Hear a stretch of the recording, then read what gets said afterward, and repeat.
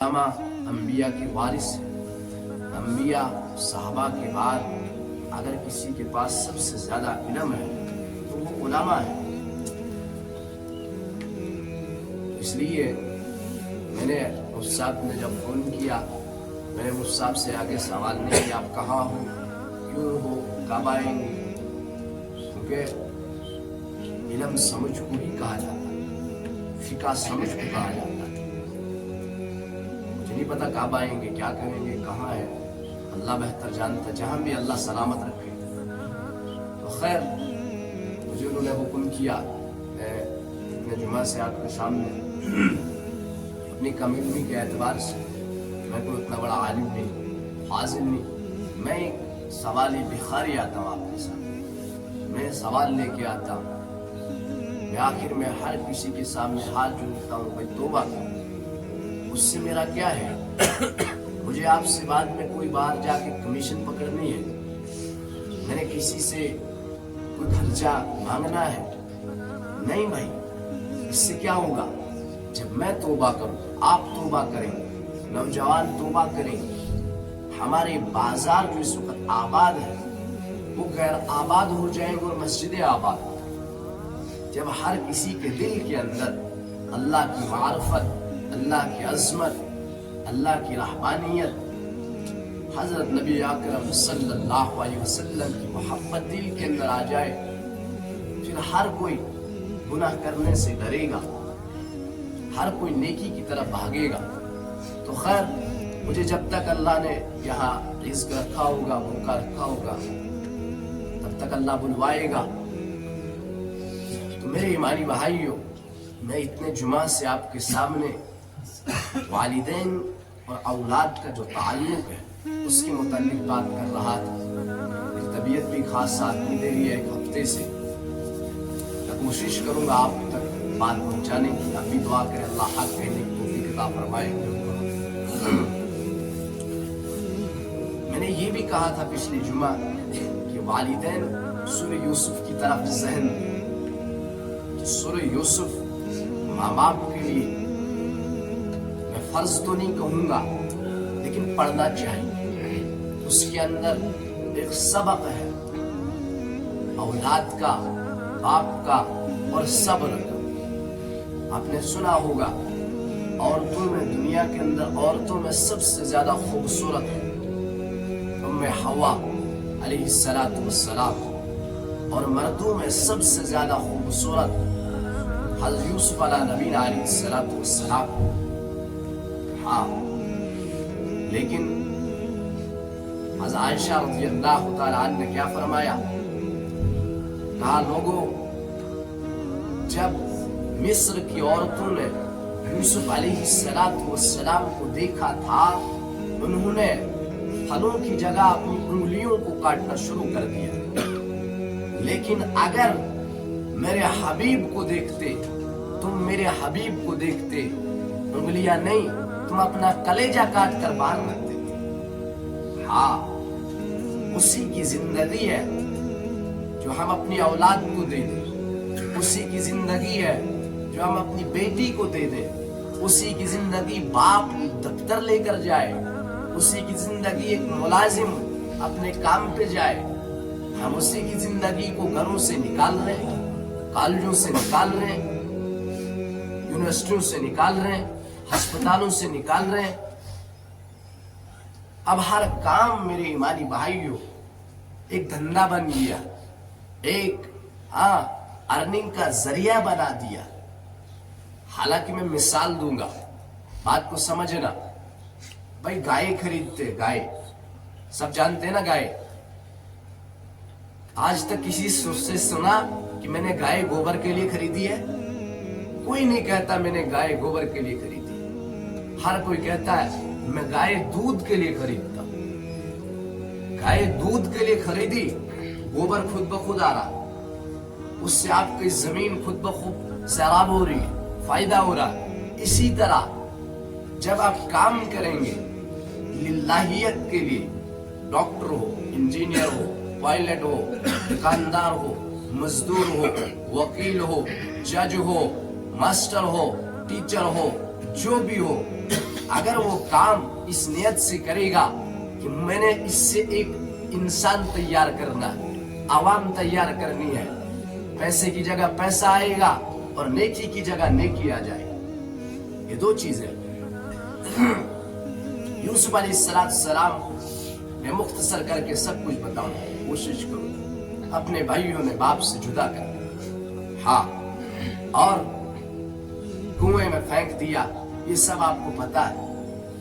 لیکن اب ایک وقت آیا وزیر خزانہ بنا تھا۔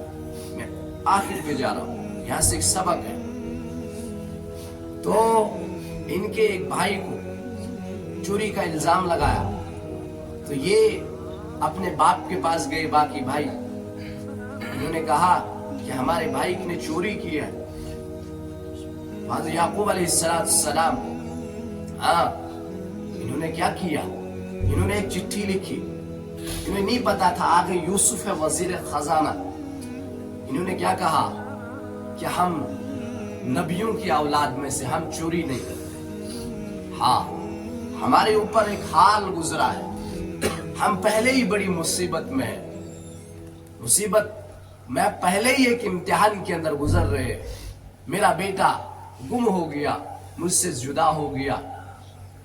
اور جب وہ آپ کو یاد ہوگا، جب جنگل سے بھائی واپس آئے، انہوں نے ابا سے کہا، ابا یہ جبہ سورہ یوسف کے اندر فی غیابت الجب، یہ جبہ جو ہے، فرمایا یہ ہمارے بھائی کو بھیڑیے نے کھایا ہے۔ تو باپ کو جبہ دیا، باپ تو نبی تھا، جب جبہ دیا تو باپ نے کیا کہا، یہ بھیڑیا بھی بڑا چالاک ہے، جبہ کہیں سے پھٹا نہیں۔ تو فرمایا کہ جب یوسف علیہ السلام کو حق پہنچا کہ ہم بڑے امتحان کے اندر ہیں، ہم چوری نہیں کرتے، ہمارا پہلے ہی ایک بیٹا ہم سے جدا ہو گیا ہے، ہاں، تو فرمایا یوسف علیہ السلام کی آنکھوں سے آنسو جاری ہو گئے، بہت روئے، اور فرمایا یوسف علیہ السلام اتنے خوبصورت تھے کہ ہمیشہ اپنا چہرہ پردے کے اندر رکھتے تھے، کیونکہ جب یہ گلہ لینے گئے وہاں ان کو پردہ تھا، انہوں نے پہچانا نہیں ہمارا بھائی ہے۔ تو یوسف علیہ السلام جب یہ پڑھا، رونے لگے، اللہ سے دعا کی، میرے مولا اب مجھے اجازت دے، میں ظاہر ہونا چاہتا ہوں۔ تو اللہ نے اجازت دے دی، 40 سال کے بعد اجازت دے دی، ہاں، اور کیا فرمایا، لکھا ہے یوسف علیہ السلام کے والد یعقوب علیہ السلام کو روتے روتے آنکھوں کی روشنی چلی گئی تھی، لیکن اب جب ملے یہ آپس میں، بھائی ملے، باپ ملا، باپ سے شکایت نہیں کی، کیا کہا، اصل میں نادانی کے اندر میرے بھائیوں سے غلطی ہو گئی تھی۔ صبر، تحمل کا اعلیٰ ترین چیپٹر حضرت یوسف علیہ السلام نے پیش کیا، ہاں، سب سے بہترین طریقہ صبر کا یوسف علیہ السلام نے۔ تو ایک مرتبہ اپنی اولاد نے کہا یعقوب علیہ السلام سے، ابا آپ اتنا کیوں رو رہے ہیں، آپ نے اپنی بینائی ختم کر دی۔ تو یعقوب علیہ السلام نے اپنے بچوں سے کیا کہا، میں تو اللہ کے سامنے رو رہا ہوں، آپ کو کبھی تانا تو نہیں دیا، آپ سے کبھی کچھ نہیں کہا، میں تو اللہ سے رو رہا ہوں، اللہ کے سامنے رو رہا ہوں، آپ کیوں تکلیف کے اندر ہو، میں تو اپنے اللہ سے گریہ زاری کر رہا ہوں۔ کبھی بھی اپنی اولاد کو یہ نہیں کہا تم نے میرے بیٹے کو مجھ سے جدا کر دیا، ہاں، یہ صبر کی ایک اہم ترین مثال ہے آخری درجے تک۔ خیر، تو میرے ایمانی بھائیوں، یہ صبر اللہ رب العزت ہم سے مانگ رہا، یہ تحمل اللہ مجھے اور آپ سے مان رہا۔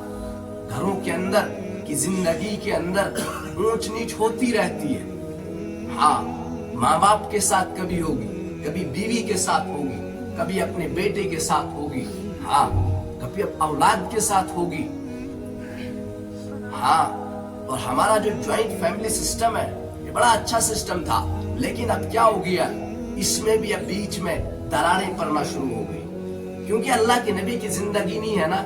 اگر زندگی ہوتی ہمارے سامنے ہمارے سامنے تاریخ ہے کہ میں نے پہلے بھی عرض کر دیا کہ آپ صلی اللہ علیہ وسلم نے 11 اشیاء لیا. شوق نہیں تھا, بالکل بھی شوق نہیں تھا, اس لیے کہ بتایا کہ گھر کیسے چلائے جاتے ہیں. ہاں, گھر کی زندگی سمجھائی, پریکٹیکلی کر کے دکھایا کہ اپنی اولادوں کو وقت دو, اپنی اولاد کے ساتھ وقت گزارو. ہاں, اپنی بیٹیوں کے ساتھ وقت گزارنا سکھایا, اپنی بیویوں کے ساتھ وقت گزارنا سکھایا, اپنے ماں باپ کی قدر کرنا سکھایا. آپ صلی اللہ علیہ وسلم 6 مہینے کے ماں کی پیٹ کے اندر تھے, باپ کا انتقال ہوا. 6 سال کے ہو گئے جب دنیا کے اندر آئے, ماں بھی چلی گئی, اور 6 سال کا بچہ, آپ دیکھیں آج بھی آپ گھر جاتے ہیں, 6 سال کا بچہ ہوتا ہے, آپ بازار سے اس کے لیے کھلونے لاتے ہیں. جس 6 سال کے بچے کو ماں باپ کی ضرورت, ماں کی ضرورت, وہی نہیں موجود, ماں نہیں موجود, باپ نہیں موجود. آپ کوئی بھائی ہوتا, بھائی کے ساتھ کھیلتے, بھائی کے ساتھ وقت گزارتے, وہ بھی موجود. ہاں, ایک مقام ہے, میں نے پڑھا, ابوا شہر ہے, ایک نوکرانی ساتھ میں ہے, محمد رسول اللہ صلی اللہ علیہ وسلم ہے. ہاں, تو فرمایا میرے اور آپ کے آقا نبی اکرم صلی اللہ علیہ وسلم نے جب دیکھا, ماں کو ہچکیاں لگنا شروع ہو گئی, لیکن چھوٹا بچہ, اسے معلوم نہیں تھا یہ ہو کیا رہا, میری ماں کو ہو کیا رہا. فرمایا اپنی ماں کو طاقت نہیں تھی بات کرنے کی, ہاں, ساری طاقت جمع کر کے فرمایا جب محمد الرسول اللہ صلی اللہ علیہ وسلم سروں قطار رونے لگے. میں نے کتاب کے اندر پڑھا ہے, ابوا ایک پہاڑ ہے, پہاڑی مقام, گنگریالے پہاڑ, چھوٹے چھوٹے لیکن بہت دور کا علاقہ ہے. ہاں, وہاں کوئی بستی نہیں ہے, قبر کھودنے کی جگہ نہیں ہے. ہاں, فرمایا جب پوری طاقت جمع کی تو انہوں نے کیا کہا, جب آپ صلی اللہ علیہ وسلم بہت زیادہ رو رہے تھے, ماں نے جب دیکھا تو فرمایا میرے بچے تو غم نہ کر, میں ایسا بچہ پیچھے چھوڑ کے جا رہی ہوں, میں تو جا رہی ہوں جو ساری دنیا کو روشن کر دے گا. ہاں, تو فرمایا از ام آمنہ رضی اللہ تعالیٰ عنہ, فرمایا ان کا جب انتقال ہو گیا تو نوکرانی نے کھینچنا شروع کر دیا محمد الرسول اللہ صلی اللہ علیہ وسلم. ہاں, جب کھینچنا شروع کر دیا, لیکن محمد الرسول اللہ صلی اللہ علیہ وسلم یہ انہوں نے اپنا ہاتھ چھڑایا, جا کر قبر کو لپٹ گئے, کہنے لگے اماں تیرے سوا تو مجھے دنیا کے اندر کوئی نہیں تھا, اب میں کس کی گود میں رکھ کر اپنا سر رکھ کر بیٹھوں, میں کس کو اپنے دکھڑے سناؤں, تو ہی واحد میرا ایک سہارا تھی, تو بھی چلی گئی, کس کے سہارے میں زندگی گزاروں. ایک 6 سال کا بچہ جس کا باپ نہ ہو, جس کی ماں نہ ہو, جس کا باپ پہلے چلا گیا, جس کا بھائی نہ ہو, جس کی بہن نہ ہو. پھر جب مدینے پہنچے, اب وہاں کوئی رشتہ دار ہوتے, ان کے ساتھ بیٹھتے, کوئی نہیں. فرمایا کھانا چھوٹ گیا, کسی سے کوئی بات نہیں کرتے. لیکن حج کے موقع پر اب سننا, آپ صلی اللہ علیہ وسلم پہنچے ابوا کے مقام پر, وہاں رہنے کی جگہ نہیں ہے, وہاں رہنے کی جگہ نہیں ہے. فرمایا اعلان کر دیا محمد رسول اللہ صلی اللہ علیہ وسلم نے, 1.25 لاکھ صحابہ کا مجمع ساتھ, اعلان کر دیا کہ یہیں بیٹھ جاؤ جس کو جہاں جگہ ملے.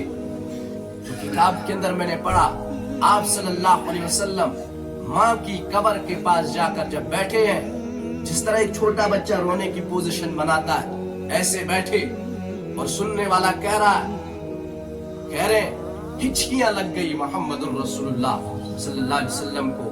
اور پھر کیا کہا کہ ہائی کاش میرے ماں باپ زندہ ہوتے. ہاں, کہا اور نہیں تو میری ماں زندہ ہوتی. کیا کہا؟ اور نہیں تو میری ماں زندہ ہوتی، میں اپنی ماں کی خدمت کر کے لوگوں کو بتاتا کہ ماں کی خدمت کیسے کی جاتی ہے، میں عشاء کی نماز کے لیے مصلی پہ کھڑا ہوتا، میری ماں یہاں سے دروازہ کھولے، نفل نماز نہیں فرض نماز، کیا کہے؟ بیٹا محمد میں ماں کے لیے نماز توڑ دوں گا، میں کہوں گا یا امہا، میں نماز بعد میں پڑھوں گا، میں پہلے تیری سنوں گا۔ ہاں یہ ماں ہے، اسی لیے تو حضرت عائشہ رضی اللہ تعالیٰ عنہ سے پوچھا گیا امی جان قیامت کب آئے؟ کہا جب بیٹیاں اپنی ماؤں کے ساتھ نوکروں کا جیسا سلوک کریں۔ ہاں ہمارے پاس بڑے مسائل آتے ہیں، ایک باپ اپنی بیٹی کو لے کر آ گیا، بیٹی باپ سے پوچھنے کے بغیر شادی کر رہی ہے، لیکن باپ نے کیا کہا؟ کہا کہ جاؤ آپ شادی کرو، لیکن ساری زندگی آپ کو ہماری دعائیں نہیں ملی۔ اچانک خیال آیا، میں نے اتنا کہا، میں نے کہا بہن کہ کیا فائدہ اس شادی کا، ساری زندگی آپ ماں باپ کی دعاؤں سے محروم رہو گی، کیا اتنا بھی ماں باپ کا حق نہیں کہ وہ اپنی اولاد کو پسند اور من پسند کی بات سمجھائے؟